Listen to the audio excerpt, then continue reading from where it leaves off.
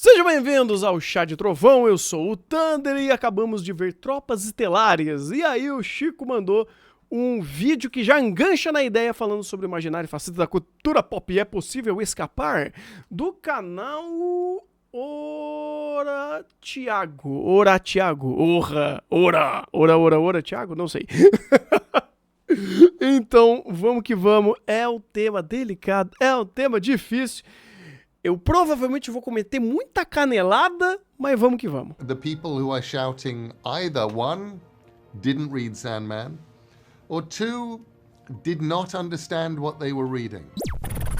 Tem esse ponto. Será que o pessoal entende? Em julho de 2022, o Neil Gaiman deu uma entrevista para o site Omelete e na conversa com a jornalista Carol Costa, o autor comentou sobre as polêmicas envolvendo as mudanças de gênero e raça na adaptação de Sandman, da Netflix. Mas peraí. Vamos voltar um pouquinho. Vamos voltar um pouquinho porque eu não faço a menor ideia do que é Sandman. Eu não assisti Sandman. Desculpa. O negócio é anime. Perdão. Em julho de 2022, estreou na Netflix a série Sandman, adaptação de um quadrinho publicado pela DC Comics entre 1989 e 1996 e Paguem criado Sandman. por Sam Keith, Mike Dringenberg e, claro, Neil Gaiman, que é também um dos responsáveis por adaptar essa mesma história pra TV agora, Olha esse só. ano, 2022. A trama do quadrinho é contada em partes pelo ponto de vista do protagonista, Morpheus, o Twink, que é tipo a personificação dos sonhos ou algo do tipo, por isso que ele também é chamado de Sonho. E esse personagem é um dos 7 perpétuos, que são manifestações antropomórficas de alguns aspectos da existência humana, como destino, morte, destruição, desejo, desespero, delírio, danação e descaralhamento. Brincadeira. É que no original, em inglês, todos os nomes desses personagens começam com a letra D. Então, sonho e morte seriam Dream e Death, respectivamente. Oi, Paula Tejano, parabéns, beijinhos da Tidinha. Pra traduzir tudo isso pra TV nos dias de hoje, os roteiristas tomaram algumas liberdades em relação à obra original em vários pontos diferentes, como por Som tá exemplo meio baixo, a época peraí. em que a história se passa, a sequência de alguns eventos e Melhor? a etnia e o gênero de alguns dos personagens principais, o que, como era de se esperar, não despertou nenhuma reação de ninguém e definitivamente não foi assunto em lugar nenhum da internet. Zero. Brincadeira, todo mundo sabe o que aconteceu. A mesma coisa que acontece todos os dias. O circo pegou fogo. Confusão, disse-me, leve e O traz. circo pegou fogo. Ai, Me leva de volta Ai, à eu chutei entrevista a do Neil cadeira. Gaiman pro Omelete. Quando a jornalista pergunta pro autor sobre tudo isso, ele responde o seguinte: I think a lot of the time, the people who are shouting either one, didn't read Sandman, certo. or two, did not understand what they were reading. Interessante, né? A resposta. Mas esse vídeo não é sobre Sandman. Eu quero falar um pouco sobre essa abordagem do Neil Gaiman. Peraí, tanto que ele falou uma coisa aqui, ou não entenderam o que eles Did leram. not understand what they were reading. Eu já vou pegar o meu disclaimer aqui e... existe um pouco disso também. Tá? Não é porque toda obra ela tem que ser hiperintelectual, mas ou que a obra hiperintelectual tem algo tão obtuso dela que a pessoa não chega no que o cara quer falar, né? Do que o autor quer falar, mas tem um pouco disso. Tipo, na verdade tem um pouco dos dois lados. Nem todo mundo vai interpretar da forma que você quis passar e nem sempre você vai conseguir passar o que você queria ali, né? E aí você vai ter múltiplas interpretações que variam da pessoa que está assistindo e seu grau de conhecimento daquele assunto ou profundidade daquele assunto. É normal, né? Interessante, né? A resposta. Pois é. Mas esse vídeo não é sobre Sandman. Eu quero falar um pouco sobre essa abordagem do Neil Gaiman. Quando ele diz que as pessoas que estão reclamando não leram Sandman ou não entenderam o que elas leram. E que é uma primeira parte que eu não concordo. Ah, você não leu Sandman. Ok, você fez um filme ou uma história, uma adaptação pra me passar uma história e eu tenho que conhecer o material original pra entender a história que você tá adaptando? Não? Tipo, o que você pode fazer, o que, sei lá, uma boa prática é você usar a sua adaptação como uma porta de entrada. Não como uma forma de, pô, você é burro, não entendeu o que eu adaptei. Pô, mas aí você tá fazendo uma extensão da sua obra ou uma adaptação? Né?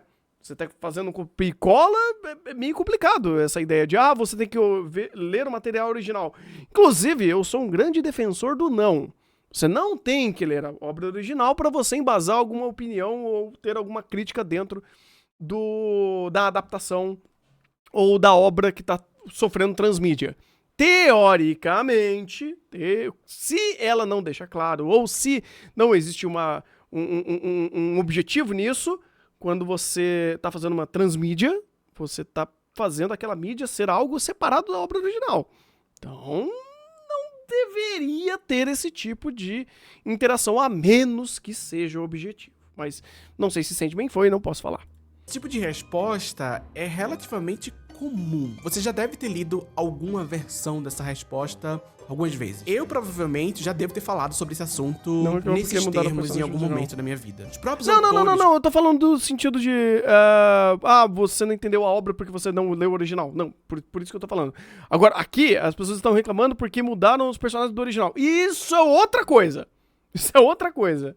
Costumam falar isso às vezes. Os fãs que têm alguma coisa na cabeça acho que eu não me também fiz bem falam entender. isso às vezes. E até a mídia especializada também, de vez em quando, engaja nesse tipo de argumento. De que o nerdola não entendeu ou não tem a capacidade de entender os subtextos políticos de Star Wars, The Boys, Sandman e Xuxa e o Mistério de Feiurinha. E não me entendam mal, existe alguma verdade nesse argumento. Tem muita gente burra e ignorante no mundo, eu não tô aqui pra refutar nada disso. Mas eu sinto que essa é uma maneira, no mínimo, incompleta de lidar com tá, entendi.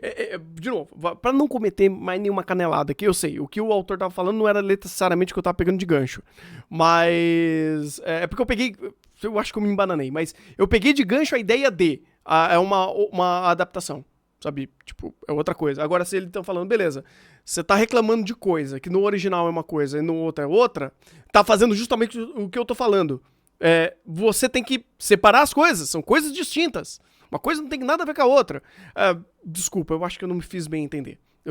A cabeça tá explodindo aqui, gente. Perdão. Esse problema que insiste em aparecer na nossa timeline semana após semana são as mesmas discussões, são os mesmos argumentos e são os mesmos contra-argumentos. Será que o problema tá só nesse nerdola que não sabe interpretar filme? Não, mas calma, eu não tô aqui pra passar pano pro nerdola não, Deus me livre. O que eu quero mostrar é que, como sempre, também não. O buraco, esse buraco político, estético, ideológico e epistemológico que a gente tá enfiado, ele tá um pouquinho mais embaixo. E eu vou mostrar esse buraco todinho pra vocês hoje. Vamos desbravar esse buraco? Juntos? Fogo no buraco! Fogo no buraco!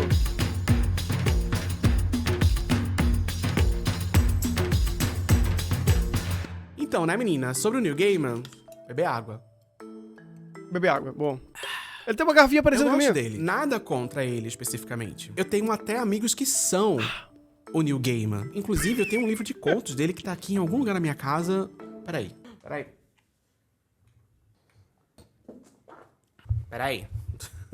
É esse aqui, ó. Fumaça e Espelhos. Eu li quando eu tinha uns 16 ou 17 anos e esse livro se tornou uma referência muito importante pra mim. Dito isso, eu acho que a resposta que ele deu pra esse problema dos fãs malucos e racistas é uma resposta muito superficial, na minha humilde opinião. E meu objetivo com esse vídeo é sair um pouco dessa superficialidade. É bem superficial, de fato. É bem superficial, porque, pô, você tá literalmente respondendo um bagulho ali, tipo, pum, toma uma bomba na tua cabeça, no teu colo, tu não vai conseguir elaborar.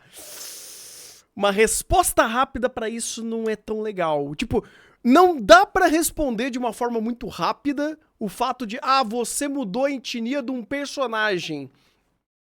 Tá, eu vou ter que explicar isso sem elaborar? Pô, é complicado. E ainda mais caso a caso, porque dependendo do contexto que você tá mudando isso, rapaz, dá uma treta. Eu acho que existe sim um problema de interpretação de texto, mas ele não é o único problema, e ele não tá restrito a essa figura do nerdola que todo mundo fala. E pra ilustrar meu ponto, vamos voltar pra 1997. Let's sum up. Ah! This year we explored the failure of democracy. Parte 1. O estranho caso do filme que ninguém entendeu. Quando Paul Verhoeven assumiu a responsabilidade de adaptar para o cinema o livro Tropas Estelares, clássico da ficção científica, escrito por Robert Heinlein e publicado em 1959, o diretor se deparou com um pequeno probleminha. É que esse livro é uma merda. Ok, o babado é o seguinte. Tropas Estelares é um livro muito importante para ficção científica. Vários elementos da obra influenciaram diferentes manifestações do gênero nas décadas seguintes, com destaque para as armaduras robóticas que inspiraram visualmente os famosos famosos mechas japoneses e toda uma vertente de ficção científica militarista hollywoodiana. O pessoal que manja do Tomino aí, o Tomino, eles provavelmente tem muita influência, né, em Tropas Estelares, eu não sei. Aí a gente podia evocar o Ângelo se ele tiver aí no chat, mas eu acho que ele não tá. Mas contextos aí a gente já tá aceitando. Que inclui filmes tipo Elysium, Sim, Limite ok, da Manhã, Homem de beleza. Ferro e Tropa de Elite 3, Shinji Entre no Caveirão. A trama se passa num futuro próximo e narra uma guerra entre os humanos e a Dona Baratinha. No decorrer do livro, a gente acompanha a carreira militar do personagem principal e os bastidores das forças armadas. Não, ele não é o Johnny, ele é o herdeiro. O nome dele é herdeiro, pô. Galáctica. E essa história, vamos dizer assim, ela tem um retrogosto. 10 lashes. Uma glorificação da guerra em si. Retrogosto. 10 lashes. Cara, eu não tinha pego isso quando eu vi a primeira vez. Quer dizer, eu só vi uma vez. Eu acabei de assistir o filme e eu tô, tipo, com a cabeça meio que, assim, dando pinote, rapaz. Eu tô dando um cavalo de pau na cabeça. E, nossa, agora... Ok. Uma glorificação Ok. da guerra em si e uma defesa explícita da violência, em especial a Sim. violência bélica, como instrumento de progresso. It's a fray!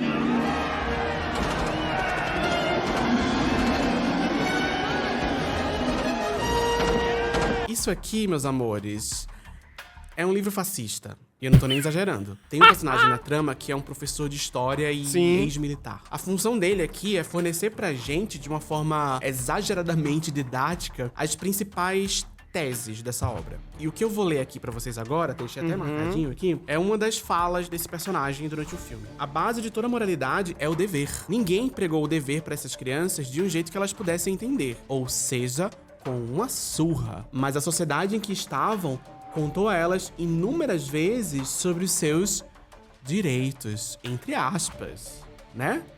Vocês sabem, né?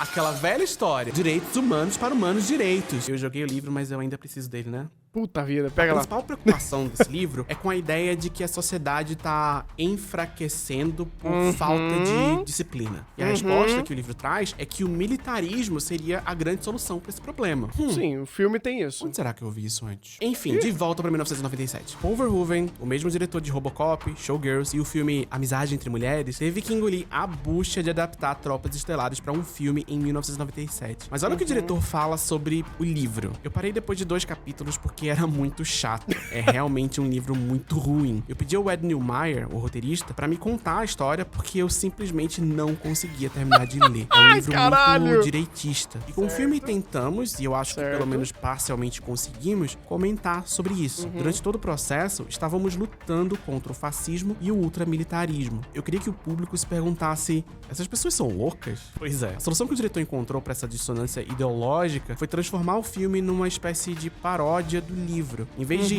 atenuar os aspectos fascistas, Verhoeven exagerou o ultramilitarismo. To ensure that human civilization, Sim, sim. not insect, É porque, cara, vai, de novo. Vamos lá, chat, por favor, me ajudem de novo a falar o nome do Leslie Nielsen. Acertei o nome dele? Porque recentemente, inclusive, eu e o Araújo vimos aí o... Como que era? Não era... Meu Deus, esqueci o nome do que a gente viu lá. Era... Não é Loucademia de Polícia. O chat vai me falar. Eu acertei pelo menos o nome. Acertei o nome. O Police Squad, isso. Lá, você pega como ele é brilhante, que a polícia vier aí, você pega como ele é brilhante em fazer sátira. Ele é brilhante. Ele é um cara que tem um domínio de linguagem, um domínio de quebra de cômica, um roteiro muito consciente. Ele pega um monte de temas sensíveis e escancara. Então, quando você tem uma linguagem que é muito mais propícia e muito mais moldada para fazer essa crítica, a crítica vem muito mais fácil, né? Ou pelo menos ela é lida com mais facilidade. Esse é um problema de Tropas Estelares. Tem um momento que você fala, ok, eu entendi que o filme tava ali, né, se auto-masturbando, se eu posso falar dessa forma, roteiro pelo menos, enquanto eu falo, não, tem essa crítica, isso daqui é errado, olha a merda disso acontecendo. Então, o jardim japonês, nossa, o jardim japonês, Jesus amado. Enfim, Não sei se se vai entrar nesse ponto aqui, mas já dando um parecer da minha parte. E eu também estou tentando entrar nesse processo, ou melhor, estou tentando entender o filme, tentando ter uma conclusão melhor do filme, porque ele tá ainda muito confuso na minha cabeça. E sim, dá pra entender essa pauta, e se veio direto do filme, e agora entendendo mais a visão do diretor, tá? O Tico e Teco tá batendo aqui, tá fazendo sentido. Dominates this galaxy now and always. Em alguns momentos até replicando literalmente a estética nazista pra retratar não os alienígenas, Sim. não os vilões, mas a própria humanidade. Ah, tá, eu acho que é do filme? Ah, tá, do vídeo. Eu acho que é do vídeo. E essa cena que acabou de passar aqui é o primeiro de vários anúncios de propaganda militar Sim. que são exibidos durante todo o filme. São vários vídeos de recrutamento Total, que não existem total. no livro, produzidos com o intuito de incentivar a população dessa versão E o fictícia do nosso planeta e a o se fato de juntar deixar às forças cringe, armadas, a apoiar a guerra e a mostrar o conflito bélico e as atrocidades cometidas pelos militares como algo não só justificável, mas também glorioso. Esse insert aí que acabou de passar é a primeira cena do filme. E Sim. esse tipo de intervenção é meio que uma marca do diretor, que já tinha usado isso em Robocop anteriormente, também como uma maneira de deixar bem claro o absurdo moral e ideológico que tá sendo mostrado na tela. Pakistan is is legal. threatening my border! E, inclusive, isso daí era uma linguagem bem clara que ele deixou, sabe? Pô, eu vou fazer todo esse filme ter não só a estética, mas a linguagem propagandista, se essa palavra existe. E aí, em cima disso, ele faz essas propagandas, assim, sabe? Todas estéticas, e provavelmente isso remete a algum tipo de propaganda da época, aí eu não sei exatamente o contexto disso. Mas a forma que ele usa essa linguagem de fazer esse tipo de panfletarismo ali, mais uma palavra que eu tô inventando aqui, fez muito mais sentido para deixar muito mais clara a ideia dele. Tudo isso daqui não passa de uma propaganda horrorosa, uma propaganda absurda, né? Buster, no more military aid. Nuke 'em. Get them before they get you. Em Tropas Estelares, o diretor usa a propaganda pra evidenciar que o filme é um deboche do viés fascista dessa história. Every day, federal scientists are looking for new ways to kill bugs. Here's a tip. Aim for the nerve stem and put it down for good. Sim. Would you like to know more? E tramas como essa são sim ferramentas de doutrinação ideológica e de recrutamento militar. Verhoeven deliberadamente construiu uma utopia fascista para demonstrar, de uma forma muito didática, por que o fascismo é ruim e como que ele permeia o imaginário hollywoodiano e o imperialismo estadunidense. Sim. Isso aqui não é um filme heróico, é um aviso, é uma crítica ácida e pertinente. Sim. Agora pergunta se as pessoas entenderam isso. Eu não tô Não. falando só de nerdola, não.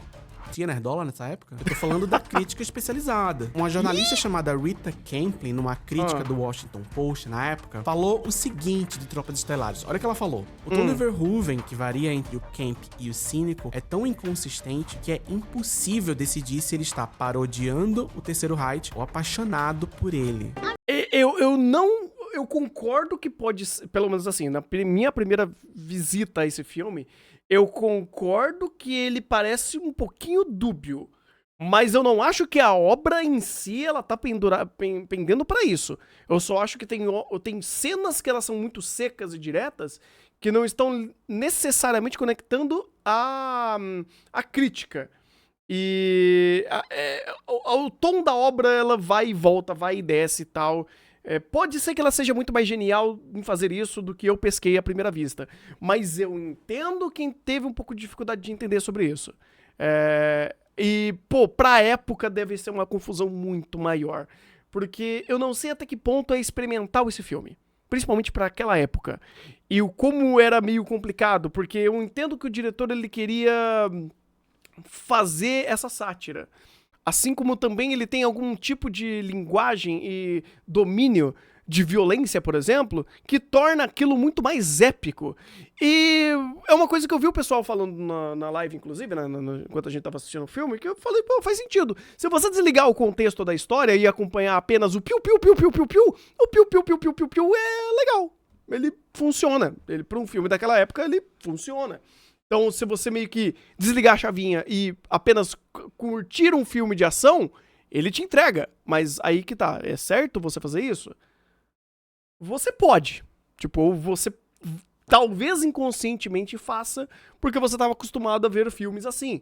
Mas esse não é um filme que você simplesmente desliga a chavinha e vê o piu-piu-piu-piu-piu. Então, é complicado. I'm doing my part too. É impossível decidir. Chegou tão perto, né? Impossível decidir. We're gonna fight, and we're gonna win! The only good bug is a dead bug. It's a fray! Já numa crítica do LA Times, também da época, um jornalista chamado Kenneth Turan disse que o filme era uma experiência alegremente lobotomizada, sempre assistível, com a simploriedade de uma história. Peraí, eu li 2 comentários, eu perdi aqui. Uma experiência alegremente lobotomizada. Lobotomizada? Tá, eu não sei se eu entendi o que quer dizer isso. Sempre assistível como de uma história em quadrinhos de ação. Lembra que eu falei? Eu acho que é mais ou menos isso. Pô, desliga a chavinha do cérebro e assiste o piu-piu-piu-piu. E o Chico mandou uma coisa que eu achei interessante também, ó. Tipo, o Gundam é sobre guerra é ruim, mas ao mesmo tempo tem que vender robôs de guerra muito da hora. Essa antítese não é sobre a história em si. O que Gundam faz de vender bonequinho, e a obra se manteve por vender bonequinho, de guerra contra a guerra, é meio que uma contradição da própria indústria. Porque o que o Tomino fez de, conseguir criar uma fórmula ou uma história muito boa, e a fórmula só conseguiu se manter por conta de vender bonequinho, é a contradição da própria ideia, é a contradição do próprio... da forma de você rentabilizar o seu filme ou sua marca e fazer a roda girar. É meio que loucura isso. É meio que loucura. Em quadrinhos de ação. A simploriedade de uma história de quadrinhos. Inclusive, ação. Maurício, quer que eu te invoque aqui? Você quer acompanhar e fazer um vídeo de 400 horas sobre isso? Isso é pejorativo, tá? Isso Ele tá dizendo que o filme não tem nuance. E não foi só esse cara, não. Muitas pessoas interpretaram Tropas Estelares como um filme literal sobre uma guerra intergaláctica desprovido de nuance. Então, isso é errado, porque nuance tem, pra caralho. Pra caralho. Tanto que a minha confusão inicial sobre ele foi justamente isso, caralho. Tem momento que é sério, seco, e tem hora que não, é farofada, é isso aí. Tipo, sua mulher tá ligando, ei! Aí chega o cara, ela tá sendo buscada por um monte de inseto, aê! Ou o cara falando, seguinte... Né, o cara pega o sniper, o bicho foi pego por uma barata voadora, ele vai lá e pum, dá uma snipada no bicho e você fala, façam isso se vocês forem pegos. Você fala, opa, a cena é pesada, é um contexto meio sério ali, sabe? É direto ao ponto, sabe? Então, filme de navinha qualquer. Toda a parte da paródia, da ironia, do deboche passou despercebida por muita gente. E o desempenho do filme nas bilheterias refletiu esse desconhecimento, essa interpretação equivocada. Por desligar que o cérebro. Aconteceu? Essencialmente. Eu tenho uma teoria. Tropas Estelares foi lançado 1 ano depois de Independence Day. Um filme que também narra um encontro devastador de seres humanos com alienígenas unidimensionalmente malvados que precisam ser aniquilados sem cerimônia por militares a mando do presidente dos Estados Unidos. Tirando o soldado pra poupar ele da morte do... Sim, mas é uma cena séria. É seco e sério.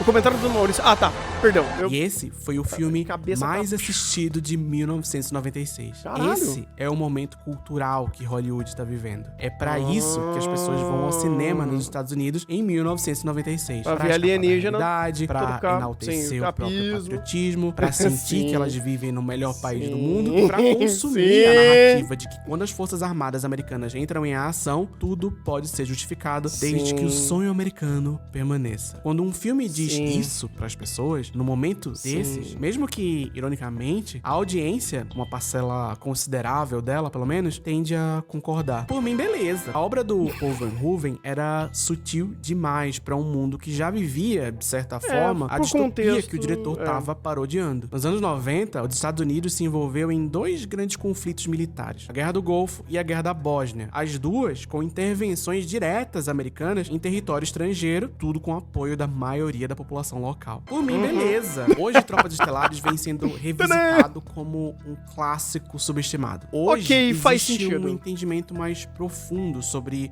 o significado dessa obra e as mensagens que ela tenta passar. Mas na época, na minha opinião, pelo menos, faltou um certo entendimento sobre quem era a audiência que ia consumir essa história em 1997. Talvez seja Por isso que eu pensei que ele era meio experimental. Faz sentido. E até pra época, ele, como ele mesmo falou, era difícil do pessoal digerir dessa mesma forma. Porque Independence Day estava lá vangloriando toda a roupagem estadunidense do heroísmo militar. E aí veio um outro filme que faz uma coisa parecida por roupagem, mas a conversa era muito mais distante disso. Por isso que eu falei, os Leslie Nielsen, eu acho que acertei, Leslie Nielsen, acho que acertei, espero que sim. Ele tinha uma comparações, eu não manjo nisso, apenas estou fazendo uma comparação de cabeça. Quando é esse assunto de sátira e deixar a coisa mais bem segmentado para tal e fazer de uma linguagem melhor, pô, ele mandou bem pra caramba. Obviamente, são autores, diretores, roteiristas diferentes, mas ainda assim, pelo que eu me lembro, assim, pra pegar um gancho, acho que uma linguagem mais, assim, direta ao ponto, com menos tons, mas fazendo tom pelo próprio texto, não pela linguagem, faria mais sentido. E ainda assim, Tropas Estelares fez muito bem. Muito bem. Ou, pelo menos, tentou bem. É esse o motivo do fracasso. As pessoas simplesmente não estavam prontas pra entender esse tipo de ironia. Talvez. Sim. Não sei. Eu adoro Tropas Estelares. O filme, óbvio. Eu acho genial, incrível, impressionante. Um marco. Mas eu não sei o que é que eu teria achado se eu tivesse assistido 20 anos atrás. Eu era pequenininha nessa época. Sim. E se nem a crítica especializada entendeu... Imagina eu, 20 anos atrás. O motivo de eu citar esse filme aqui é pra mostrar um exemplo dessa dissonância entre o que uma obra tentou dizer e como ela foi interpretada pela audiência. De quem foi a culpa do fracasso de Tropas Estelares? Do público que não entendeu? Dos críticos que não entenderam? Ou de um diretor que não soube comunicar suas ideias pra audiência que ele tava tentando atingir? Eu não sei. Por enquanto, fica por imaginário subjetivo de vocês. Talvez não exista uma resposta única pra essa pergunta, mas a gente vai voltar pra ela daqui a pouco. Porque eu quero trazer uma outra resposta possível. Coloca um pin nessa pergunta. Pim, pim. Por enquanto, eu vou falar o seguinte. Eu pensei muito sobre esse filme. Como eu falei, existe hoje uma percepção diferente sobre ele. Hoje, Tropas Estelares é visto como um clássico incompreendido. Uma obra à frente do seu tempo. E dá pra entender por quê. Eu concordo. Mas independente disso, uma coisinha ficou na minha cabeça. E na verdade, gostando cada vez mais desse por filme. causa dessa coisinha que eu trouxe esse exemplo especificamente. Tropas Estelares é um filme que diz, ironicamente, que militarismo e guerra são coisas boas, são coisas necessárias. Nossa, como você é necessária. Sem a percepção da ironia, a obra pode parecer boba, simplória, medíocre. Mas imagina se as pessoas tivessem curtido. Genuinamente. Imagina esse cenário. Imagina criar uma história pra criticar o fascismo e as pessoas, além de não entenderem a crítica, passarem a glorificar aquilo que você tá criticando. Então, eu ia falar Shingeki. Mas Shingeki como crítica é tão bom quanto o Dr. Pedra falando sobre ciência. Não, Shingeki é pior. Mas tudo bem. Imagina que loucura uma paródia, uma crítica, ser percebida não só como algo genuíno, mas também louvável.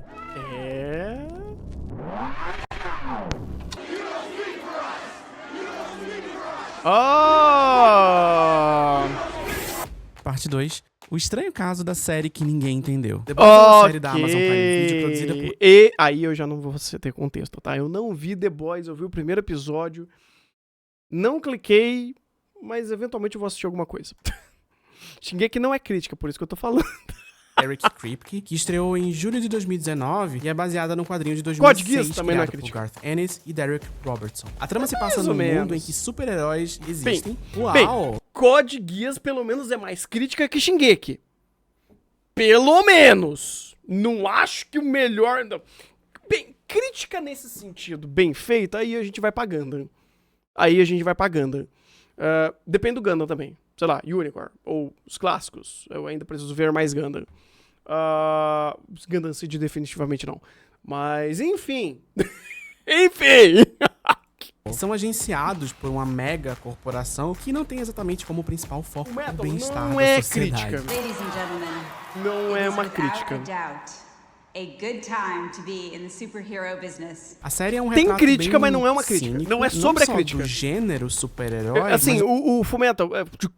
meu Deus, eu adoro sair do linha de raciocínio. Mas enfim, Fullmetal eu vejo muito mais que existe críticas, existe... É basicamente um world building. O Fullmetal faz um world building. Ele cria aquele mundo e eu vou mostrar os ônus e os bônus, né, as partes positivas e negativas daquele ambiente criado militarístico, né, e como esses personagens vão viver nisso e com suas situações criadas através disso que podem escalonar para um lado que vai colocar em prol aquilo ou contra aquilo. Tanto que a obra ela é bem cinza nesse sentido. Tanto de, o exército tá fazendo bem, o exército tá fazendo mal, todo mundo é pau no cu, todo mundo é herói. E isso se transmite muito bem ao longo da narrativa e dos personagens que representam esse poderio militar daquela época. O Roy Mustang, por exemplo, é um personagem extremamente complexo que mostra isso. Mostra como é o horror daquele sistema, porém como ele quer tentar, de alguma forma, muito, e até às vezes ingênua, usar o sistema para quebrar o próprio sistema. Ou pelo menos tornar o sistema melhor de dentro. Assim como existem outros personagens que pensam em fazer coisas diferentes, como tentar quebrar aquele sistema, ou fluir do sistema para o bem próprio. Ou para algo até mais fantasioso, que são os homúnculos. Mas ainda assim, Fullmetal não tem uma ideia clara de ser uma crítica. É mais consequência dentro do storytelling da história. E tá tudo bem, nem toda obra precisa ser uma crítica quando se contextualiza a um contexto mais complicado ou denso ou representa valores bem distorcidos e criando uma sociedade dentro desses valores. Que, por exemplo, é o Shingeki. Shingeki não é uma crítica e tem esses problemas, né? Pois é.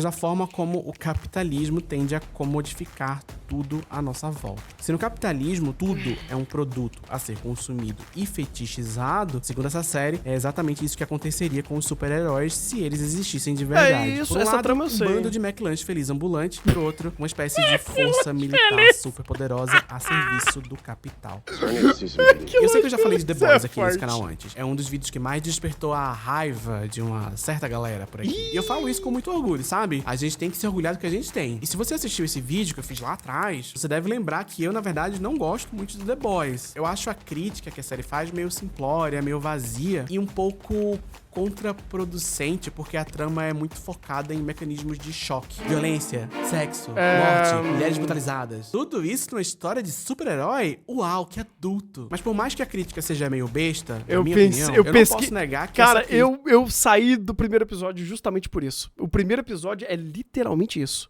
crítica existe. E um dos personagens da série que mais sintetiza essa crítica é ele, o Ken Humano. Homelander, ou Capitão Pátria em português, é um personagem interpretado por Anthony Starr, e é possível dizer que ele é o vilão de The Boys? Eu posso falar isso em voz alta? Ok, talvez ele não seja o vilão de The Boys, mas herói eu sei que ele não é, né? Ninguém acha que ele é um herói, né?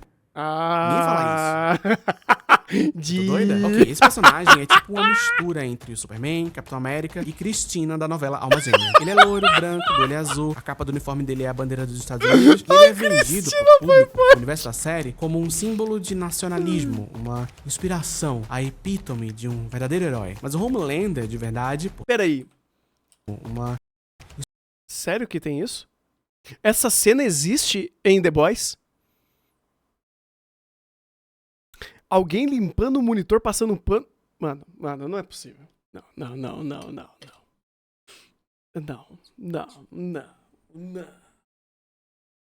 Gente do céu, ainda bem que eu não vi The Boys. Inspiração, a epítome Eu já de um tenho verdadeiro meus herói. problemas Mas com o Homelander, de anime. verdade, por Eu trás já das tenho câmeras, meus é o problemas com o sociopata. anime. Ele Primeiro não episódio, que representa bom que eu não lembrei. justiça, nem moral, nem a verdade, nem qualquer outro valor. Homelander é caos. Ele é uma pessoa horrível que usa seus poderes extraordinários Homelander com virou o objetivos ídolo da egoístas extrema-direita. pra Por controlar que os eu não outros, tô pra conseguir o surpreso? que ele quer, ou por puro sadismo. É poder pelo poder, simplesmente. E é claro, é óbvio que esse personagem é idolatrado por jovens de direita dos Estados Unidos. O que mais poderia ter acontecido? Não O pessoal aí com o avatar do Eren. O pessoal com o avatar do Eren e Homelander. Eita, nós. Tá, eu achei, obviamente, Homelander é bem pior. Eleições presidenciais Eu dos acho, Estados não Unidos, sei. apoiadores do ex-presidente Donald Trump se reuniram na frente da prefeitura de Washington, D.C. para demonstrar seu apoio à batata de peruca, com bandeiras dos Estados Unidos e faixas com os dizeres América em primeiro lugar. Até aí normal. A cerejinha do bolo é que um desses manifestantes chegou no local vestido de Homelander e usando uma máscara do Trump.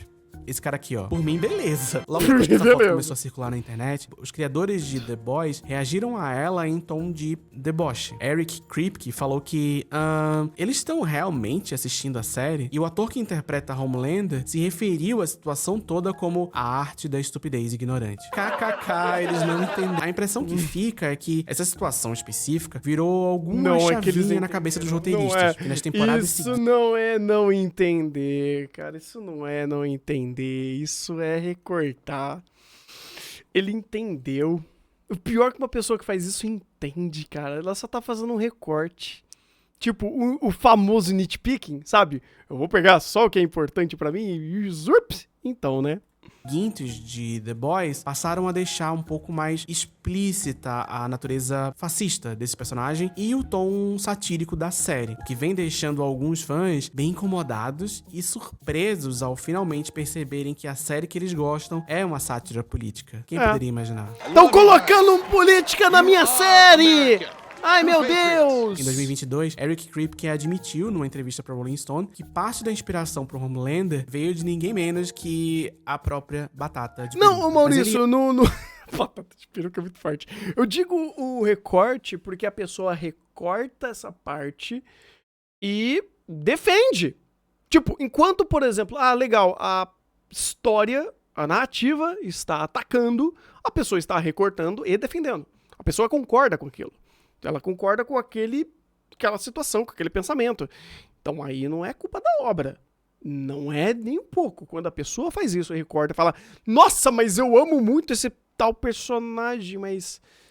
Pô, você tá literalmente, tipo, gostando de um... Não é nem gostar, é se identificar. Se identificar é muito mais complicado, né? Se identificar... Você pode gostar. Eu acho que gostar é um pouco mais brando. Agora, se identificar... É perigoso. E elabora um pouco mais que isso. Olha o que ele diz. Homelander sempre foi um análogo de Trump pra mim. Admito que estou um pouco mais ousado nessa temporada do que nas temporadas anteriores. É que o mundo está ficando mais grosseiro e menos elegante. Estamos mais irritados e assustados com o passar dos anos, então isso vem se refletindo em nossos roteiros. Mas parte disso é a jornada natural do Homelander. Ele tem essa combinação inflamável entre fraqueza e insegurança e poderes e ambições horríveis. E isso é uma combinação mortal. Tudo que ele quer é ser a pessoa mais poderosa que ele pode ser, mesmo que ele seja completamente inadequado em suas habilidades para lidar com isso. Então é a vitimização de um homem branco combinada a uma ambição descontrolada. E essas questões simplesmente refletem o cara que era a porra do presidente dos Estados Unidos. E essa é uma questão maior do que apenas o Trump. Quanto mais figuras públicas agem de forma terrível, mais fãs eles ganham. Esse é um fenômeno que queríamos explorar, que o Homelander está percebendo que ele pode realmente mostrar às pessoas quem ele é de verdade e elas vão amá-los. Sim! Familiar, né? Eu gostei do que ele falou. Eu acho que essa fala dele demonstra um certo conhecimento de mundo e da gravidade das coisas e da responsabilidade dele como alguém que tá contando história. Eu acho que... Sim, só que, pô, aí é foda porque sai dele. Tipo, beleza, eu vou fazer a melhor representação desse estereótipo. E aí a representação é tão boa que existem outras pessoas que se familiarizam a isso e defendem esse tipo de bandeira. Você fala, isso é maluco! Isso é perigoso, mas não é culpa de quem tá fazendo, é culpa de quem tá se identificando com aquilo, usando aquilo como símbolo. Que The Boys se Meu tornou Deus. uma série melhor depois dessas coisas. Eu ainda não gosto muito, não é muito minha pira, mas eu admito que melhorou. Mas olha o que aconteceu depois disso. Essas declarações irritaram muito alguns fãs que simplesmente se recusavam a entender o Homelander como o vilão, ou mesmo entendendo The Boys em si como uma crítica, ficaram ofendidos ao se perceberem como alvo da crítica. E a série vem deixando cada vez mais explícito o tom satírico e político, com a terceira temporada abordando diretamente questões raciais e traçando paralelos bem óbvios com o problema da brutalidade policial nos Estados Unidos. E outra, All lives matter. Shoot lives matter.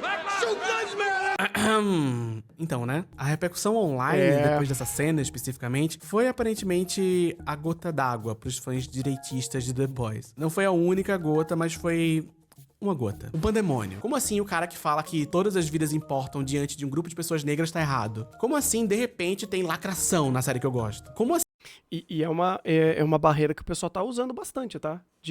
Mas agora você tá colocando política, mas agora tá lacração, mas virou woke, ou seja lá, como esse bando de maluco tá falando.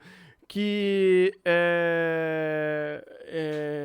cara, é loucura, porque, tipo, quanto mais literário você é, mais o pessoal, você tá falando mal de mim, você tá falando mal da... Você tá representando que aquilo me representa e eu vou ficar puto porque você tá me representando como eu sou representado. Que isso, cara? É uma crítica. É pra ser uma crítica, cara. E quanto mais literal, mais o pessoalzinho que toma é alvo da crítica fica, ai meu Deus do céu, tô colocando lacração na minha obra. Ai, cara. Assim, o cara que se veste com a bandeira dos Estados Unidos é um sociopata fascista. Meu Deus. A lacrosfera. O jornalista Ryan Broderick relatou em detalhes no Twitter o colapso dessa galera no Reddit. Refletindo sobre o problema de uma forma geral, ele diz o seguinte: os usuários que reclamam da terceira temporada de The Boys querem um passado trágico pro Homelander para que eles não precisem refletir sobre por que eles se sentiram tão atraídos pelo personagem em primeiro lugar. E aí que tá, né? Por que as pessoas gostam do Homelander? Por que tem gente que insiste em glorificar esse cara, mesmo com a série fazendo esse esforço enorme de retratar esse personagem como um vilão? E tudo bem gostar de vilão. Não tem nada de inerentemente errado em gostar da bruxa da Pequena Sereia, ou achar a Malévola um ícone LGBT. Tá tudo bem. Mas no caso de The Boys, as pessoas não estavam simplesmente se divertindo com o personagem que elas gostavam. Elas estavam incorporando pra si a estética desse personagem em manifestações políticas. Uma pessoa literalmente se fantasiou de Homelander numa manifestação a favor do Donald Trump, o cara que tava supostamente sendo parodiado nessa série. Tipo, galera, gente, amores, que delírio é esse? A vontade de chegar numa manifestação dessa, pegar um microfone e falar assim: gente, vocês não vão recuperar o afeto que o pai de vocês negou na infância. Não adianta correr atrás disso agora. Tô falando de The Boys, mas vocês sabem que esse fenômeno não é restrito a The Boys, né? Isso vem acontecendo repetidamente. Existe uma ideia de que algumas obras de ficção são e sempre foram progressistas, de esquerda, antifascistas, lacradoras, mas que de uns tempos pra cá, elas vêm sendo mal interpretadas por uma fanbase ignorante e reacionária. O famoso e arquetípico nerdola. Pessoas estranhas que não conseguem entender que Star Wars é e sempre foi uma narrativa anti-imperialista, por exemplo, ou que X-Men é uma alegoria sobre minorias sociais, e que uma série que mostra um grupo de pessoas endividadas se sujeitando a uma competição sádica e violenta que funciona como um espetáculo para meia dúzia de bilionários é uma perfeita descrição da vida no capitalismo, ao contrário do que diz o deputado Kim Kardashian. Enfim, eu me lembro. Kim Kardashian! Eu quebrei! Ok, eu pausei pra ver o que ele tava falando. Nossa, Kim Kardashian foi forte, tá? Ai. Como o socialismo, dinheiro que... Nossa senhora!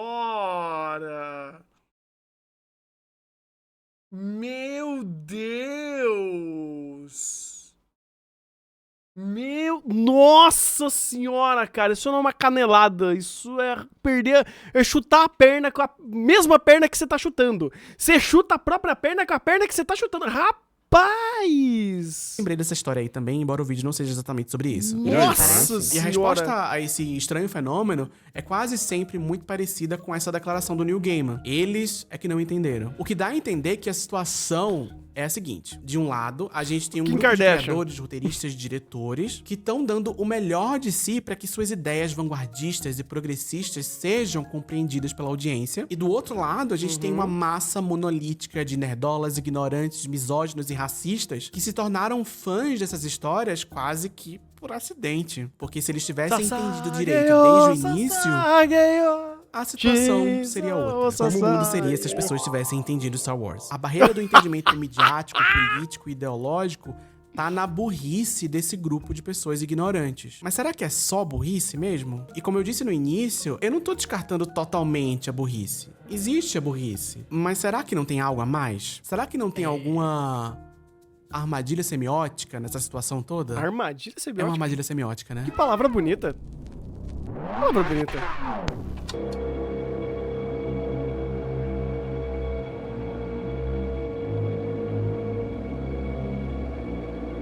Sabe, tudo isso sobre o que ele falou no X-Men Star Wars.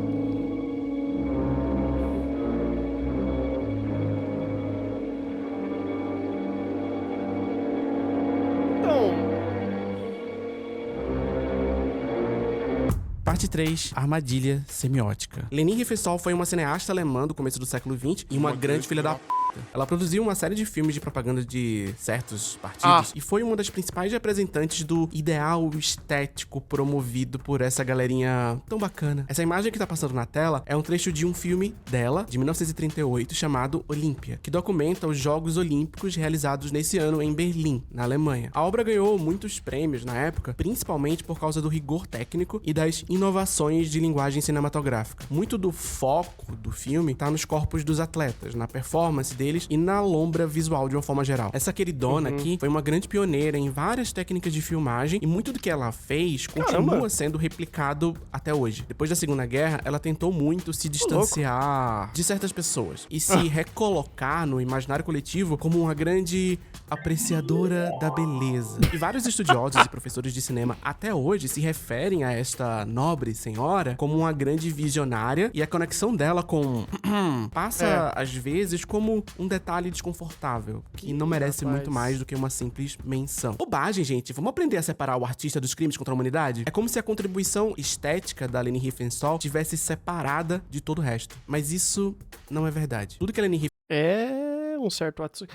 Se bem que o caso do Atsuki não é sobre isso, né? A obra dele não tem inerentemente isso, mas aí, enfim, é só bom lembrar de vai tomar no cu Atsuki. Riefenstahl fez fede a nazismo e a supremacia branca. A maneira como ela retrata os corpos dos atletas e a forma como ela glorifica o triunfo do indivíduo em contraste com o coletivo é totalmente coerente com os ideais do Terceiro Reich. E isso não sou eu que tô dizendo não, tá? São especialistas e estudiosos. O escritor Rainer Rotter, especialista em história do cinema, explica da seguinte forma. No filme Olímpia, os atletas são colocados em cena por ela na condição de ideais. Desde então, a apresentação do corpo atlético adquiriu um viés de propaganda e se tornou o ideal moderno de beleza. Olímpia glorifica a Alemanha nazista como herança da Grécia Antiga, tanto do ponto de vista estético quanto político. A acentuação do estético, do ideal purificado, purgado de todas as imperfeições, inseriu-se fluidamente na propaganda racista. Essa joinha aqui, essa queridona, não foi só influente na arte de fazer filme. Quando ela glorifica um objeto, um líder, uma pessoa, um atleta, um indivíduo, ela faz uma série de escolhas estéticas. E essas escolhas estéticas continuam aparecendo em tudo que é lugar até hoje. O nosso jeito de glorificar as coisas, de identificar o que merece ser glorificado, ainda é muito parecido com o jeito dela. E não é só ela, não.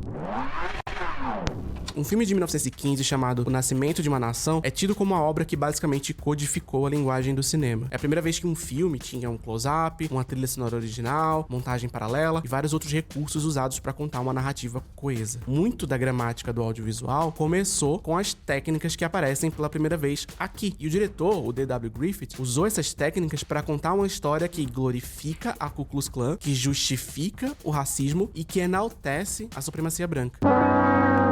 Meu objetivo aqui não é cancelar esses filmes antigos. O que eu tô tentando dizer é que esses filmes não podem ser separados do contexto ideológico em que eles são produzidos. Essas técnicas, essas formas de se fazer filme, não podem ser dissociadas do objetivo ideológico delas. Isso não significa que a gente precisa esquecer que elas existem, ou que essas obras precisam ser apagadas da história. Novamente, não é uma questão de cancelamento. É justamente o contrário, é sobre a gente lembrar, sobre a gente resgatar criticamente a forma... O quadrinho da Sarjeta falou uma coisa bem parecida no vídeo que a gente fez react sobre isso, de não adianta você cancelar esse tipo de obra, você tem que instruir, você tem que ensinar, você tem que lembrar, e lembrando aquilo não cair no esquecimento e não criar esse distanciamento de mas não era tão ruim, não, era horrível.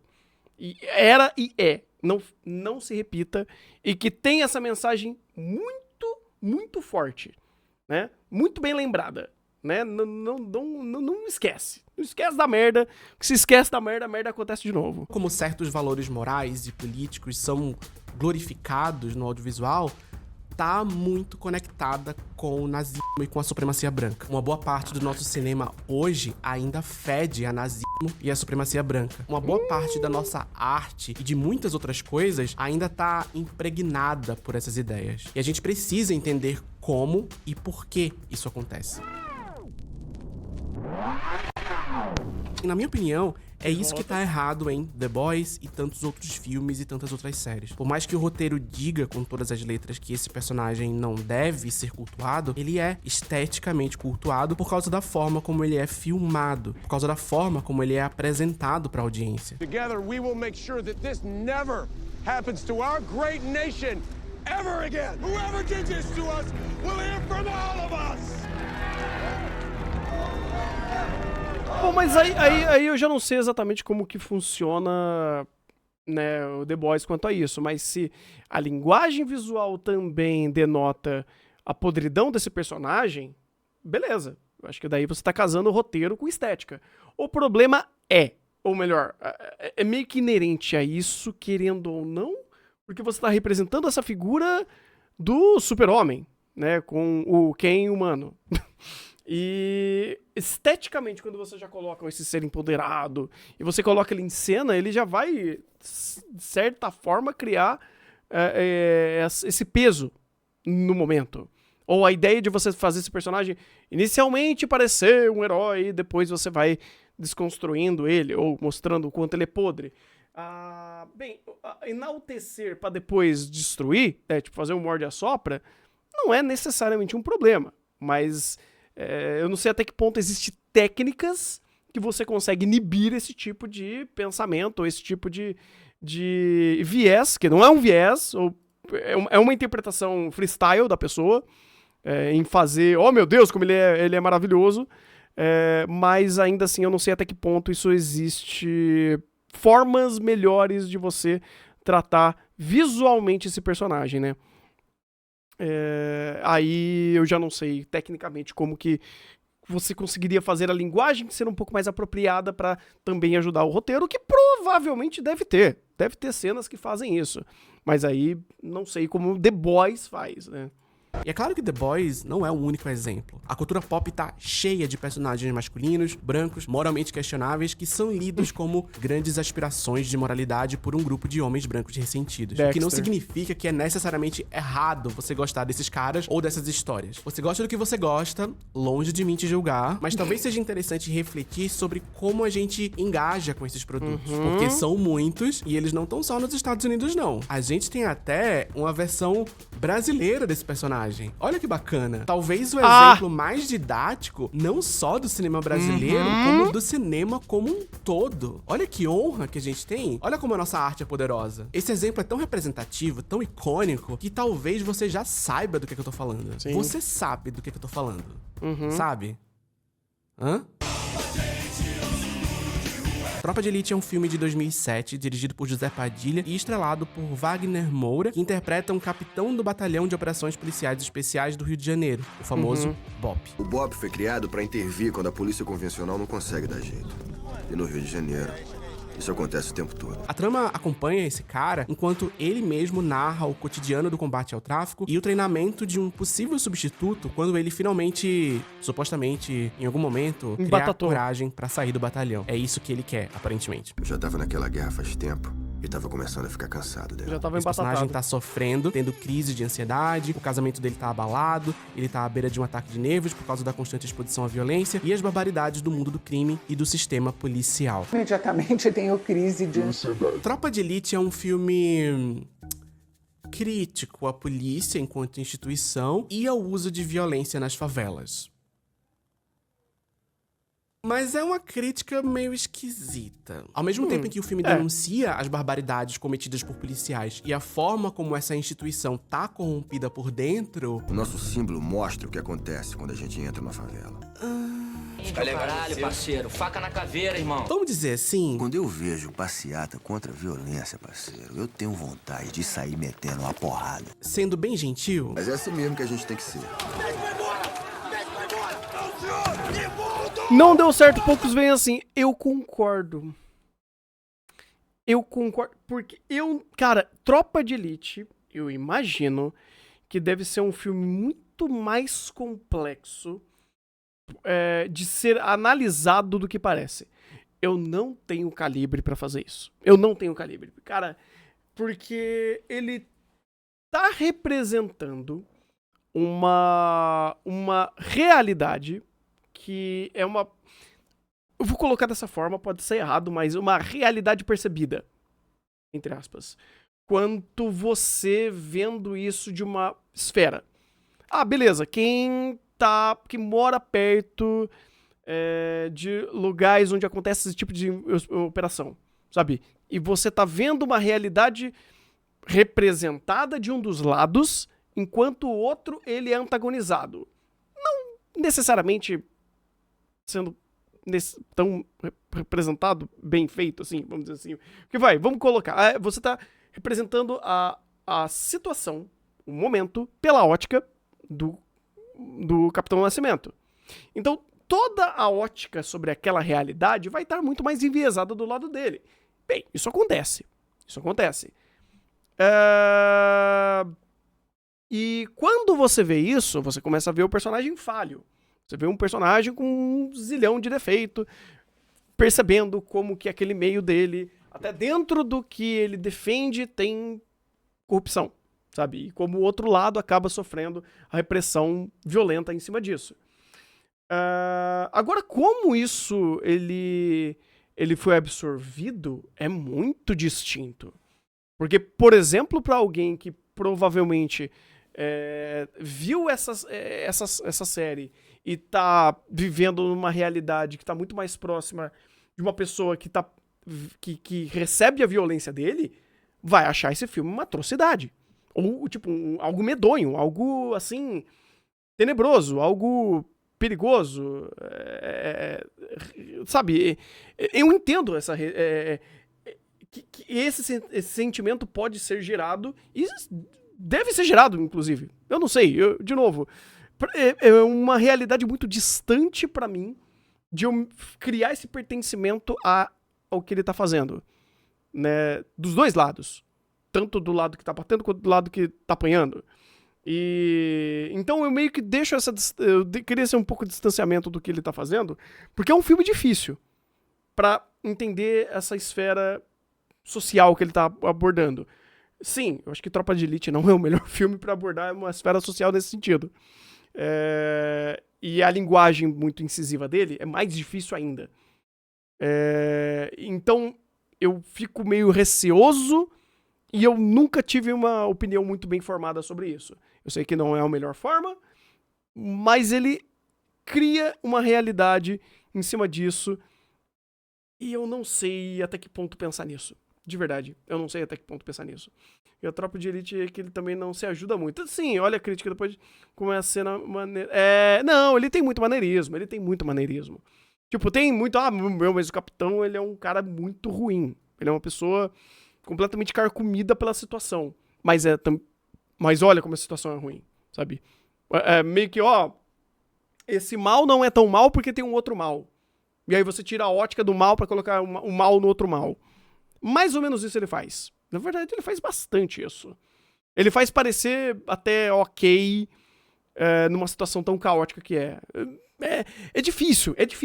Porque a gente sabe que o contexto que ele representa é um contexto real e difícil. Mas se ele tá vangloriando de um dos lados, com certeza tá. Tá. Ele faz... ele vangloria bastante. Principalmente em cenas de violência e meio que, a luta contra o mal ou contra o crime. É difícil. Os nossos homens são formados na base da porrada. É um filme que tem muita dificuldade de escapar de certas armadilhas semióticas.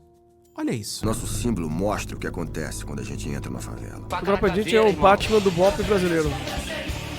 E eu sei que eu tô colocando várias cenas fora do contexto da história, mas é justamente esse o ponto. Quando você ouve essa música, o que é que você pensa? Ou melhor, o que é que você se sente induzido a pensar? Letra A: nossa, que instituição corrupta e extremamente danosa para a sociedade. Ou letra B: sentido. Aqui é golpe, caralho. Tropa de Elite é um filme que se vale de uma suposta...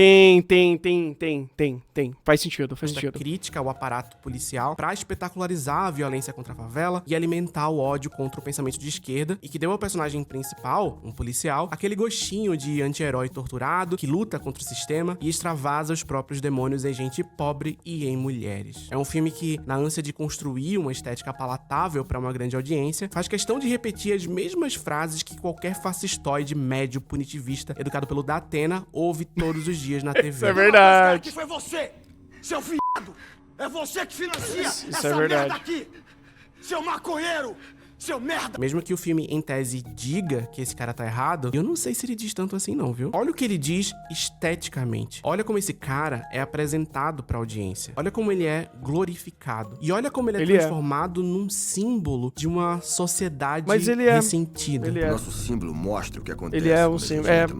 Então não é à toa que esse personagem é idolatrado por tanta gente que tá ali, na beirada do imaginário fascista. Não é à toa que tantas pessoas incorporaram pra si a estética de Tropa de Elite. A caveira do Bop, as músicas, as frases do Capitão Nascimento que eram repetidas em tudo que era lugar. E não ajuda também que o diretor de Tropa de Elite, o José Padilha, se tornou um grande xarope e uma das principais referências do antipetismo, que é o berço do bolsonarismo, que é a carinha do fascismo brasileiro do século XXI. Discorde aí na sua casa. Tropa de Elite não inventou o fascismo brasileiro, mas o filme fez um excelente trabalho em reconstruir esse imaginário pros nossos tempos. Ele fabricou uma estética onde esse pensamento se torna aceitável e mainstream. Eu não sei se José Padilha fez isso. Não, faz sentido, até porque, de novo, eu acho que uma das formas de você conseguir, pelo menos, dar um bom tom a isso, é quando você consegue dar um bom tom para ambos. Se você tá fazendo um lado e outro, sabe? Existe dois lados que se chocam aqui, né? O que Tropa de Elite mostra. É de bom tom você ser tão assertivo para um outro lado, ou acerta pros dois lados, pelo amor de Deus. Sabe, extrapolando um exemplo aqui. Legend of the Galactic Heroes, que eu tô ainda assistindo, ainda tomando a metade do clássico, e eu gosto muito como lá você tem dois lados. Você tem tanto um imperialismo, quanto uma... Meu Deus, esqueci a palavra. Chat, por favor, me ajuda. É o imperialismo do Reinhardt, democracia que o Yang trabalha, né? Que ele é um soldado da democracia. E as grandes duas bandeiras macros da história do lado imperialista, ele tá trazendo um bom imperador. Ou um imperador que tá tentando tirar o mau império e fazer o bom império. E do outro lado, a democracia, mas uma democracia completamente carcomida e corrupta, que não ajuda nem o nosso próprio protagonista tá tentando fazer alguma coisa. Então, olha como você tem esses dois lados e você tem claramente dois problemas muito distintos dentro desses lados. Ou uma realidade que ela agrega tanto na construção do personagem e do mundo para um lado e para o outro. Então você tem, sabe, dois lados ali sendo demonstrados em choque entre dois protagonistas que tem vários problemas, várias situações delicadas em sua construção como personagem, e nenhum deles está correto no meio, ou o termo correto, né? Ou quem está certo ou errado naquela história não existe, porque ele é um tom de cinza. A história é completamente cinza ao conceito de certo e errado. A única coisa que você tem é papéis heróicos. Você tem papel do herói de um lado e o papel do herói do outro, que eventualmente se chocam, mas o herói também não é do heroísmo. É um personagem, é um protagonista. Então, é interessante como... eu acho que Log é um dos melhores exemplos que consegue fazer isso, sabe? Pegam dois lados. Vamos explicar bem didaticamente e bem... não equivalente, mas... que equivalente não é um termo certo. Porque os dois problemas... cada lado tem o seu problema distinto. Mas vamos dar tempo e tom pros dois. E ele faz. Tropa de Elite não faz isso. Tem o problema da galera que a polícia tá ali, né, resolvendo o problema. Vamos conversar sobre o problema que eles estão vivendo? Não, eles vão lá e descem o cassete. A fita cassete. Eles descem a fita cassete da pessoa, então é complicado. De propósito, porque eu não leio mentes. Mas intencionalidade e lógica importam muito pouco. Porque o imaginário fascista é mais estético do que lógico. E eu não tô falando necessariamente dos grandes líderes, mas da pessoa comum que embarca nessas ideias. A parte sedutora desse imaginário fascista, pra uma pessoa comum que às vezes nem sabe o que é fascismo, é justamente a sensação de poder, a estética do poder, a narrativa de recuperar um poder que você sente que foi retirado de você. E tanto o Capitão Nascimento quanto o Homelander estão justamente... Isso que ele falou, cara, nossa, eu tô querendo enfiar Shingeki na história, eu tô falando que querendo enfiar Shingeki na história, mas isso é forte em Shingeki, tá? Isso, cara, isso é 100% Shingeki no Kyojin. Eu vou repetir, vamos lá.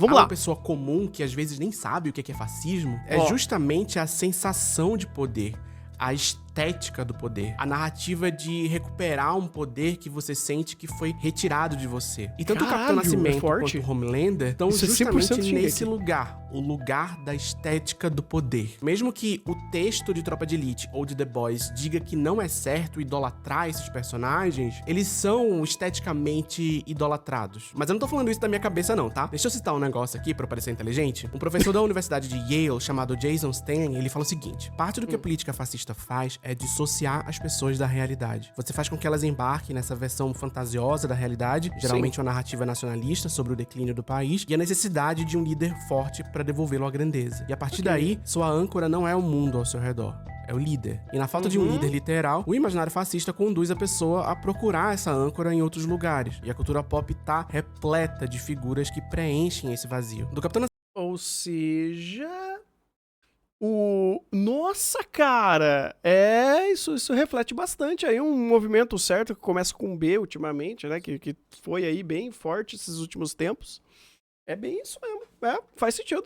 Nascimento ao Homelander, mas não só a eles. Você tem toda uma gramática audiovisual que é construída, em grande parte, a partir de uma estética militar e individualista que glorifica ações individuais em detrimento do coletivo, o grande líder, o escolhido, o cara que sozinho resolve, o que se destaca no meio de uma multidão amorfa, homens brancos com corpos esculturais desprovidos de libido, corpos que só servem pra performance de guerra. Então quando você mostra um personagem assim, não importa o que ele diz. A estética já conta a historinha inteira antes que qualquer palavra seja dita. E a gente tá cercado por essa estética. Ela tá em tudo que é lugar. Na propaganda, no cinema, no videoclipe, na internet. If you can beat your friend one-on-one, beat him. Steal it. Take it. É praticamente impossível escapar disso. O que me leva de volta a 1997. Let's sum up. This year we explored the failure of democracy. Tropas Estelares flopou. Bom, mas esse é o ponto. Vamos lá. Eu acho que também é interessante entender que a estética importa, ponto. Não só pro fascismo, não só pra vender a ideologia deles, mas a estética, ela é a porta de entrada pra sua mensagem. Caralho, isso parece ser inteligente, inclusive. Porque através de uma estética, da sua skin, do seu visual, você abre ou cria um caminho a ser trilhado que facilita esse esse caminho a ser trilhado. Vai, vamos voltar pro mundo dos animes. Vamos lá. Vamos pegar, sei lá. Deixa eu pensar. Já sei. Vamos pegar Sonny Boy, Psycho Pass e aquele anime que todo mundo chama de feio, que eu esqueci o nome. Como que funciona? Qual que é o nome daquele lá? O chat vai falar o nome dele, eu esqueci o anime que todo mundo fala que é feio. E feio é... Enfim, não quero ofender ninguém. Izouken, não! Akunohana. Porra, fala de Izouken, Jesus, Akunohana. Isso, obrigado. Qual dessas 3 estéticas você consegue agregar e familiarizar mais dentro... Vamos lá, vamos ser didáticos aqui.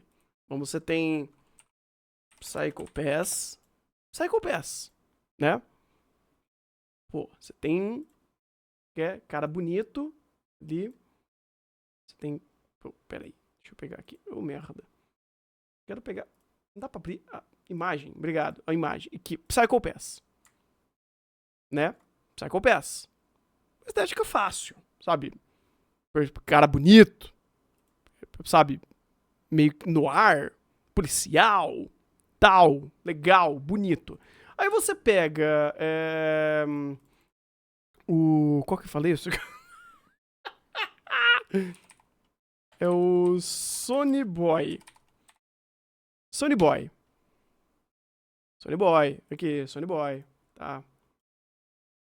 Algo mais... Uau, tipo... Minimalista. Algo mais... Inteligente. Uma estética inteligente, olha só. Incrível. E aí você pega... Konohana. Aí você pega Konohana, que é um anime feio. Que é um anime torto. Sabe... Claramente, essa estética, ela não vai te abrir, sabe, muito passagem pra você entrar ali, né? Quando você tem, esses 3 animes, que eles não se correlacionam, eu tô falando apenas de estética, cada um deles vai ter algum tipo de gatilho para tal, sabe? Então, pô, o Akunohana pode ter uma história maravilhosa, mas você vê esses personagens tortos, você fala, pode ser que você tá usando sua linguagem também como mensagem, mas como uma porta de entrada é muito mais difícil. É diferente de você, sei lá, pegar aqui um anime de waifu, pega, deixa eu ver, meu Deus, um anime de waifu que todo mundo vai, eu quero muito tá naquele anime porque tem waifu fofa aqui. Vamos lá, me fala um anime que é o puro suco do waifu. Konosuba? Não. Sonobisque. Eu tenho medo de colocar Sonobisque dói aqui. Sonobisque dói aqui, dói. Mas, putz, cara, vou tentar Tá, medo. Tá, eu tô com medo disso. Lycoris Ecoy. Ok, obrigado. Lycoris, ele é mais safe de eu fazer uma rolagem um pouco maior aqui. Eu acho. Não é safe porra nenhuma. Eu adoro... É essa mesmo. Você acha que a pessoa vai querer ver isso daqui? Ou cadê? Ou isso daqui? Sabe, pô. Essa estética aqui, sabe, é muito mais fácil. Então, todo esse recorte é pra quê? Pra falar, pô, estética importa também pra você fazer como uma porta de entrada. E aí vem de como a obra vai querer trazer essa estética também como uma parte da linguagem, uma parte do objetivo. Então é bem mais complexo, né? É bem mais complexo. Mas concordo, isso daí sim... Cria-se algo meio normativo de usar esses mesmos estereótipos para representar sempre essas mesmas ideologias, e aí você cria o conceito do próprio estereótipo, né, Thunder? Porra, Thunder! Em 1997. E dá pra entender por quê. Não era só o contexto cultural da época. Não era só porque as pessoas não entenderam. É porque o filme é um desafio semiótico. É difícil. É porque o Paul Verhoeven tava tentando subverter a estética em si. Ele não quis cair nas armadilhas que The Boys e Tropa de Elite caíram. O diretor não usa os códigos e símbolos convencionais que indicam pra audiência pra quem ela deve torcer na história. E como resultado, o filme parece vazio, simplório, mesmo sendo exatamente o contrário disso. É esquisito esquisito assistir Tropas Estelares mesmo entendendo todo esse contexto. Isso é um filme muito dissonante de tudo que a gente tá acostumado a assistir. Os protagonistas não são heróicos, mas sim apáticos. Os momentos que supostamente deveriam ser triunfantes ou algo do tipo, parecem letárgicos. É tudo meio dormente, o que é ainda mais destoante num gênero narrativo e numa indústria tão dominados por narrativas triunfantes de militarismo e de individualismo. Existe um problema maior do que supostamente a burrice de alguns fãs. Os nossos códigos, a nossa gramática, a nossa forma de comunicar ideias já são naturalmente enviesadas. Existe história por trás dos códigos e símbolos que aparecem no nosso cinema. Existem valores, existem ideologias implícitas por trás de um ângulo de câmera, de um jogo de luz e de uma paleta de cores. Inclusive, tem coisa que sai do próprio controle disso, né? Porque existem certos símbolos que eles perdem a validade do uso porque um grupo maluco usou esse símbolo de forma errada. E aí você vai fazer o quê? Você não vai fazer nada, cara. Você vai literalmente pegar o símbolo e jogar no lixo. Acabou. Não é mesmo, Toque Revoltadinhos? Por favor, parem de usar essa merda de símbolo. Ah, mas Thunder, veja bem. Calma, Thunder, seu médico falou que você não pode ficar ofendendo pessoas. Os elementos contam histórias inteiras antes mesmo de qualquer frase ser formulada. É por isso que é mais fácil para pessoas como Neil Gaiman e o Eric Kripke simplesmente jogar a culpa num grupo de fãs alucinados. Dizer que um cara que foi numa manifestação antidemocrática fantasiado do personagem que você criou é simplesmente a arte da estupidez e ignorante. Faz sentido. Ah, ele não entendeu a história. É mais fácil usar esse tipo de retórica do que tentar entender o que você, enquanto criador, fez de errado. O que é que... E outra, também é mais difícil você explicar em um tweet em poucas palavras. Ou numa entrevista, ponto, sabe? É muito complexo. É muito complexo, porém, entretanto, todavia, é foda também sempre jogar pro outro lado. Tem na história que você escreveu que faz com que tanta gente interprete exatamente o contrário do que você quis dizer. É mais fácil embarcar nesse tipo de argumento do que tentar encontrar novas formas de se construir narrativas e escapar dessas armadilhas semióticas. E eu falo isso enquanto criador também, enquanto pessoa que faz vídeo na internet, como uma pessoa que muitas vezes é mal interpretada, como uma pessoa que tem essa dificuldade também. Não é fácil, não é simples, não é uma chavinha. Mas a gente tem que continuar trabalhando, aprimorando essas coisas. E eu sei que é difícil, já que como a gente demonstrou aqui, isso não é um problema que se resolve só com decisões individuais. Mas ainda assim, quando alguém como Neil Gaiman é questionado sobre os fãs racistas do quadrinho que ele criou, eu esperava uma resposta melhor do que simplesmente eles não entenderam. Porque sim, eles podem não ter entendido. Mas por quê? E o que você acha que precisa ser feito para que você seja melhor compreendido? Ou pelo menos para proteger as pessoas que são alvo do discurso de ódio promovido em partes pelo seu trabalho. Existe um nível de responsabilidade aí. Não é o autor sozinho que precisa carregar esse fardo. Mas esse fardo existe. Tem responsabilidade, concordo. Assim, do lado de cá da história, de quem assiste, de quem acompanha a cobertura na imprensa, longe de mim insinuar nada, mas parece que o discurso de ódio acaba sendo meio lucrativo pra vocês que estão aí, do lado de lá. Se você olha pra cobertura de Sandman nas semanas antes do lançamento da série, é até difícil achar um artigo que não tivesse... Eu não acompanho, de novo, eu estou apenas aqui no meu mundinho dos animes. Porém, entretanto, todavia, essa é uma realidade. É o que eu vejo de longe, assim, tal. Não existe necessariamente esse mesmo problema no mundo dos animes de uma forma direta, eu acho que é mais indireta. É muito mais quem tá lá em cima e faz mais barulho, geralmente é a pessoa que tá certa. Então, se uma pessoa muito grande, né, muito conhecida fala X, tende a aceitar esse X porque ninguém falou Y e tem do mesmo tamanho dele.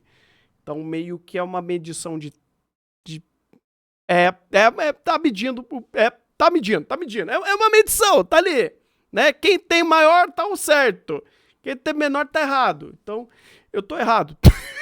Eu tô errado, rapaz. E voltamos à ideia, o Thunder tá errado. Ai, meu Deus. Relacionado aos comentários racistas. Quando eu terminei de assistir a série, eu fiquei muito interessado em ler textos de pessoas negras falando sobre a troca de raça de alguns personagens. Eu queria muito saber se algum crítico negro tinha tido algum olhar interessante sobre essa questão, sobre a morte e sobre as questões raciais como um todo na série. Eu me interessei muito sobre esse assunto, mas foi muito difícil encontrar alguma coisa. Esses textos existem, mas pra eu conseguir chegar neles, eu precisei primeiro ser bombardeado com a extensa cobertura da imprensa sobre os discursos de ódio. É quase como se esse discurso de ódio tivesse sendo usado como marketing da série.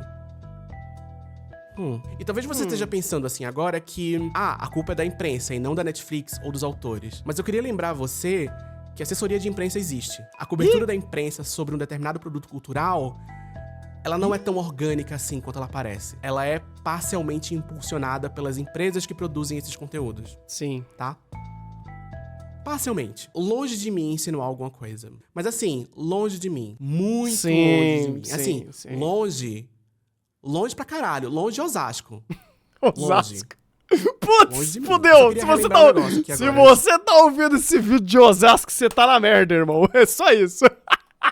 Terminar. Lembra que eu falei que os fãs de The Boys estavam derretendo no Reddit depois que a série referenciou o movimento Black Lives Matter? Pois é, vários desses comentários racistas viraram notícia porque eles apareceram primeiro no Twitter oficial da série. Pra promover a temporada. Por mim, beleza. Entende? Eu não tô dizendo que a culpa... Ok.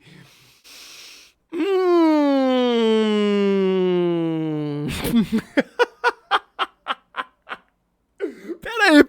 Eu quero trazer uma tese. Se tem o conceito do Pink Money, né? Qual é o conceito de dinheiro criado através de tretinhas que estão usando o espantalho da lacração? O Lacrimoney? O X-Money. X-Money é forte, tá? X-Money é forte. X-Money é forte. Pois é, assim, tem gente que cria dinheiro em cima disso também. Então, se o pessoal tá usando esse tipo de movimento pra criar engajamento, o Lacromoney, nossa, tá forte, tá? O Nerdola Money. A Nerdola Money é muito bom. Tá aí, lancei para o mundo uma tese. Uma tese está lançada. Longe de mim. Tipo aqui e... Tá, vamos lá. Aqui e Atlântida. Atlântida. Não sei. Porque daí eu acho que ninguém aqui que tá vendo esse vídeo é de Atlântica. É isso? Atlântida. Nunca sei. Enfim. Valeu, galera de Osasco. Tamo junto. Obrigado. Não rouba minha carteira. É do Neil Gaiman? Não, como se eu precisasse ir pra Osasco pra ter a carteira roubada. É só eu sair aqui do lado de casa. Tá tudo bem. É a mesma coisa, inclusive.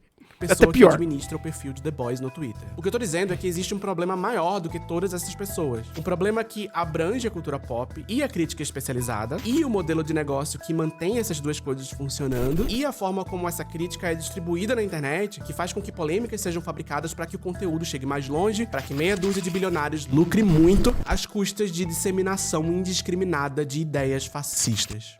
A culpa é do capitalismo, basicamente. Obrigado pela atenção.